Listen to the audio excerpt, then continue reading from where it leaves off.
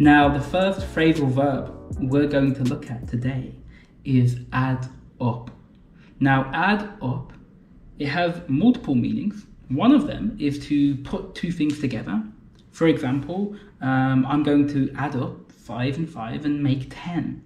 However, let's say the true phrasal verb, the true cultural use of add up means to understand something or to make sense. Let me give you an example, okay? Something is wrong with these numbers. It just doesn't add up, okay? Or you could say, I think she is lying to me. Her story does not add up. Or, whenever I'm late for work, my boss tells me my excuse doesn't add up. Okay? Doesn't make sense. You don't understand it. Okay? So let me finish or confirm this for you, okay? Add up simply means to make sense or to understand something, okay? Again, one more time, okay?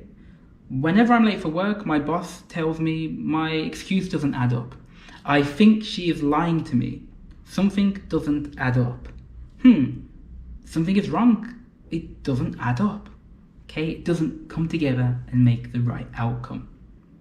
Moving on from that, let's go to our next phrasal verb. The next one we're going to look at is branch out.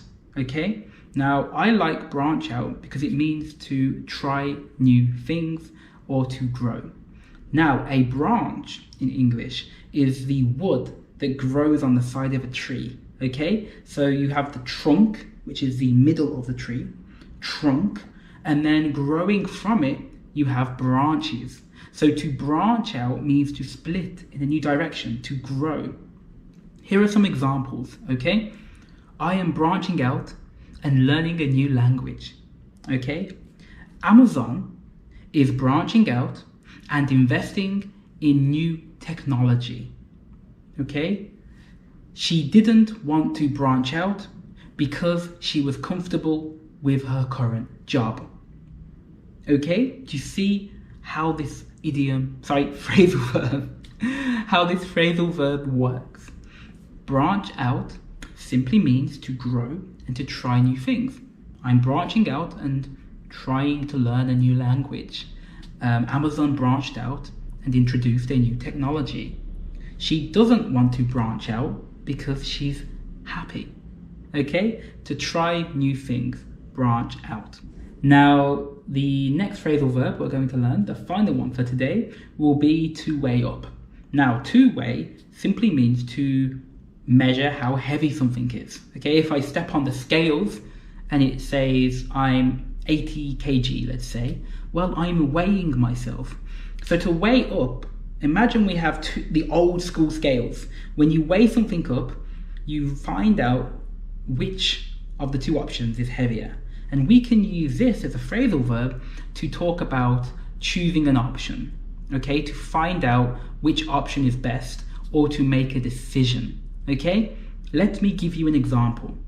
I am weighing up the 5 job offers I received, okay? You're weighing up, is it better to do this? Is it better to do that, okay? You could also say she weighed up whether or not she wanted to go on a date with him. You know, maybe she likes how he looks, but his personality is not right.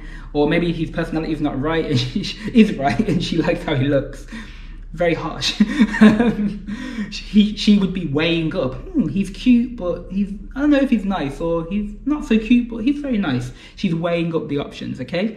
Or you could say something like, I am weighing up which cryptocurrency I'd like to invest in. Okay, I'm weighing up which cryptocurrency I want to invest in. Would I invest in Bitcoin? Would I invest in Dogecoin? Would I invest in Ethereum? Nobody knows. These are just cryptocurrencies, but I'm weighing up the options, okay? I'm deciding which would be best for me. Hope that makes sense for you guys. Let's go to some idioms, okay? Okay, so day 1 of the idioms, okay? So the first idiom, I love this one. I'm getting I'm sorry if I get too excited, and I apologize if this doesn't seem terribly professional, but I want you to have fun, and I want to have fun when I'm teaching you guys, okay? I am a professional English teacher, but I'd like to say I'm a professional English teacher with a difference, okay? I'm not going to sit there with a ruler pointing and shouting at you, okay? We're going to have some fun on this course. So, I really like this idiom because it's so useful, it's so versatile, okay? Versatile means versatile that it can be used in many different situations. So, the first one, bite off more than you can chew. To bite off more than you can chew. To bite off more than you can chew. To chew, okay, it's like when you're eating, yeah, you eat something and then you chew. The mouth movement is called chewing, okay? So, to bite off more than you can chew, simply put, means to try too much, to do something that is too difficult for you. The story behind this idiom is very simple, okay? Let's say I have a sandwich, okay? I like sandwiches. Let's say I have a sandwich, right? And I try to eat, it's my favorite sandwich. So it's a Subway, okay? It's a meatball Subway with jalapeno and extra cheese, okay? So picture this, okay? I've got a jalapeno meatball sub with extra cheese. And what's happening is I try to eat it all in one go, which is a very bad idea, and I choke. I'm biting off more than I can chew. I can't do it, simply put.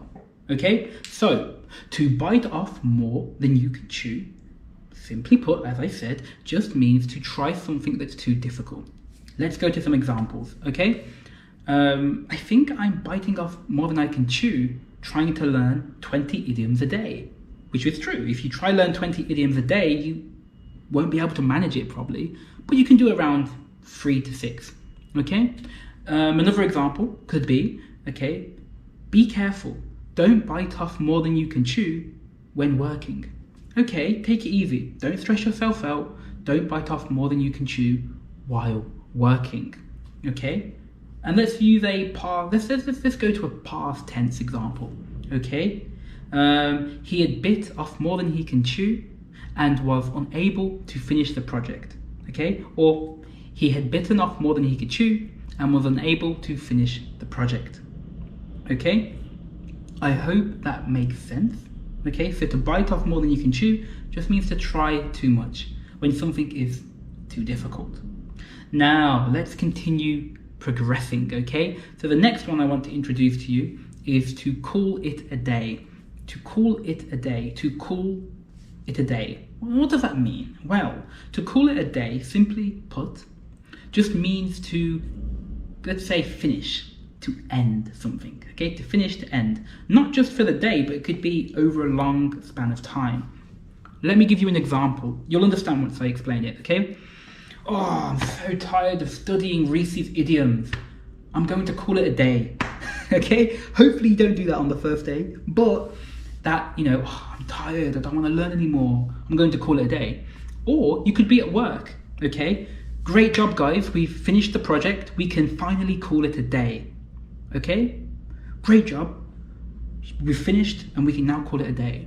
Or another example, maybe I call you and I say, hey mate, what time are you going to call it a day? Okay, and you could reply, I'm going to call it a day in about 1 hour and a half. Okay, so you're going to cancel in about 1 hour and a half, or not cancel, but to finish, to stop. Okay, now let's keep it moving. On day 1 of the idiom adventure. Idiom adventure, that's very cringe. Okay, I might remove that. Idiom adventure, we don't it's not adventure, but you know what I mean, okay? So the final one for today will be under the weather. Now, under the weather simply means to feel tired, ill, or sick. So you might call it a day if you are under the weather. This idiom comes from obviously Britain and British life because it's always raining, and when it's raining you are under the weather and you feel bad, you feel very crappy, okay? So I'll give you an example. I think I've bitten off more than I can chew at work and now I'm really tired and under the weather. Okay, using two idioms there, mixing them up. Another example could be, she called in to work. She called in, she said, sorry, I can't come to work. She called in to work because she was under the weather. Okay, or you could say, sorry, Reese, I can't study anymore. I need to call it a day because I'm under the weather. You see how we're connecting these idioms together? And you see how beautiful they come together. I'm sorry, I'm under the weather. I'll have to call it a day. I think I'm biting off more than I can chew. And honestly, this career choice doesn't add up for me. Wow, so we even threw in a phrasal verb. Okay, so you notice how you can string all of these idioms and phrases together to sound completely native and fluent. So now it's your turn, guys. I'd like you, for your day one homework, to create 3 examples of each phrasal verb and each idiom. Let me know how you get along, okay? Speak to you tomorrow.